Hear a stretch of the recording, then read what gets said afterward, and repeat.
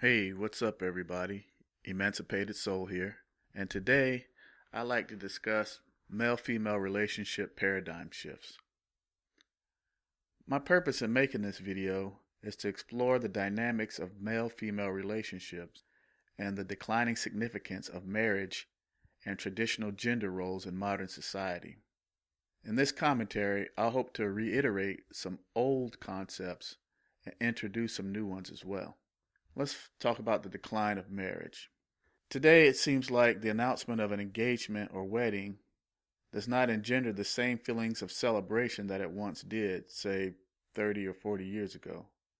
Even among women, marriage is less celebrated, less valued. And any excitement we might see from women about marriage seems to be more about the actual proposal, the size of the ring, dress shopping, wedding planning, and so forth, rather than the, quote, union of two hearts and souls. And men, even for some so-called happily married men, the announcement of an engagement of one of his male colleagues or friends feels like more of a cause for mourning than celebration. So why is this? Well, first let's look at how society's perception of men in general, especially husbands and fathers, has changed, or some would say devolved, over the past 4 or 5 decades. To illustrate this point, I'm going to quote Dr. Helen Smith. This is a quote from her book Men on Strike, which was featured in Forbes last year. Quote, Western culture has spent the past 50 years making marriage a better deal for women, while for men, it's become a real ball and chain, sometimes almost literally. Men used to go to work, come home, and after a hard day's work of providing for their families, they rested, ate dinner, and felt like the king of the castle. Fast forward to today, where the man who works all day, comes home to cook or wash dishes, is chided for not doing a good enough job, is relegated to the basement while the wife and kids enjoy the run of the house, and spends the weekends watching the kids with a dirty diaper bag slung across his shoulders, or hanging out in the shopping mall holding his wife's purse. On top of an already stressful life, he also gets a bunch of pitying stares from the younger men who wonder what he has become and how they can avoid the same fate. Close quote. And in regards to single men, she goes on to explain, as a post-college man, you are now seen by the media as a buffoon, as a potential pervert, as a bumbling dad, if not a deadbeat, and your wife gives you the death stare if you don't satisfy her every whim. You might even have a child and find out later that it's not yours, yet you still have to pay up. In short, you're a sucker if you grow up and fulfill what society now expects of the average married male. You have few rights and even less dignity. Close quote.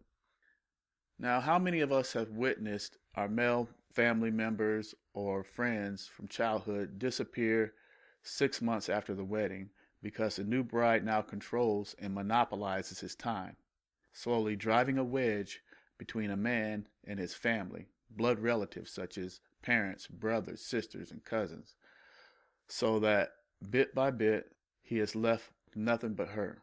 In other words, she seeks to undermine or completely eliminate his support system.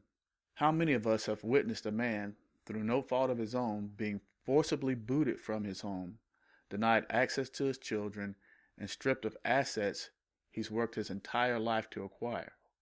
Or a hard-working dad, despite making 70 to 80K a year, is going broke because he's forced by the state to support his parasitic ex-wife, her new live-in boyfriend, and a child he's not really certain is even his.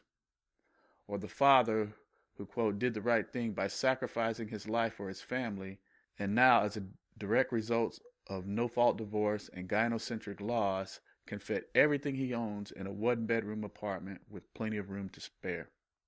Well, there is a bit of a silver lining in this, and that is young men today are waking up in masses, especially the millennials. Recently, a CNS News article has been circulating and causing quite a buzz in the manosphere.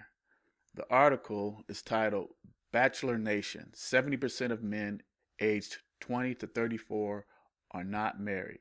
Now, from what I can tell, CNS is a traditional conservative news outlet or blog.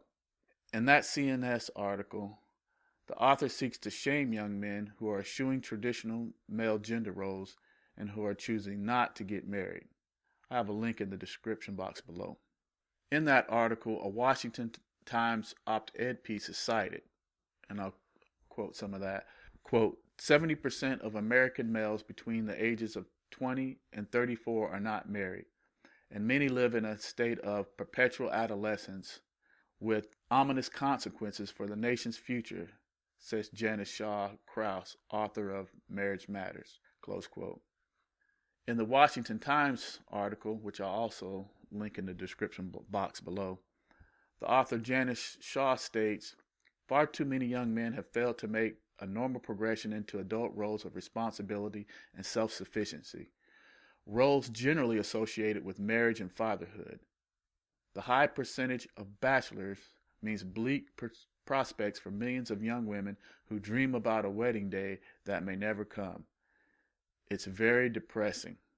Thus, year by year, more and more young men whose biological age should normally predispose them to take up the responsibility of job, wife, and family, activities which build society, are occupying themselves with computer games, pornography, hookups, and otherwise wasting their potential to contribute and help build a future.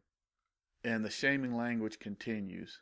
The growth of this trend of young men forfeiting the opportunity/responsibility to contribute to society and living a parasitic existence, along with the associated increase of unwed childbearing and single mother households, cannot be sustained indefinitely.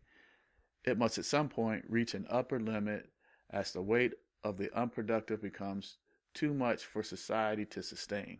Close quote. People like this author don't want to address the core issues causing the breakdown of marriage. If people like Ms. Krause and her ilk actually wanted answers, all they would have to do is look, or ask young men why they're choosing, and logically I might add, not to get married. But the traditional conservatives would rather live with their heads buried in the sand and just continue to try to blame and shame men into going back to the plantation. No one wants to say it out loud that marriage is a terrible idea for men. There's no other conclusion that you could come to. They just try to make MGTOW feel bad for it and hope that the majority of men stay good, submissive lapdogs and good little worker drones. From the language of the article, you can see that these tradcons continue to prioritize women at the expense of men and view men and boys as just utilities for society. I'll quote one last time from this article. Quote, the high percentage of bachelors means bleak prospects for millions of young women who dream about a wedding day that may never come. It is very, very depressing. They're not understanding how important it is for the culture, for society, for the strength of the nation to have strong families. Close quote. But I really like what I saw in the comment section of this CNS article. I'll just finish up this video with reading a few of those comments. One reader commented, depressing? No, depressing is delaying marriage until you find a good Christian girl from an intact Christian family and discovering that she is crazy Christian feminist with a cross around her neck. Depressing is discovering that most of your friends' marriages are the exact same story with varying degrees of crazy. Depressing is watching your friends in ministry get destroyed by good Christian feminists they meet in Bible college who fake it long enough to have their real government husbands fleece my friends of their livelihood. Depressing is having to talk your divorced male friends off the ledge because they want to kill themselves. And from what I'm assuming from the context, as a married man commented, men avoiding our fate is not depressing, it's encouraging. It's why many of my male friends and I are warning younger men to avoid throwing their liberty away for an institution that no longer exists. Another says, men can't get married because there's no such thing. Signing a contract that can steal your children, steal your income, and put you in prison is irresponsible. And I think this one is one of the best comments. And this guy says, and Miss Krause not only is giving irresponsible advice, she is going to get men hurt. Miss Krause also underestimates the thousands of married men like me who are dedicated to warning younger men. Well, in conclusion, I just want to say that although marriage has really never been a great deal for men at any time in history, marriage today has devolved into a super wickedly bad idea for men. Modern societal views of husbands and fathers, coupled with the misandric legal environment, not only makes marriage and fatherhood unappealing to most young men today, but makes it downright dangerous. No sane, self-respecting man would get married in today's legal and cultural environment. Well, that's all I have for now. Thank you for listening.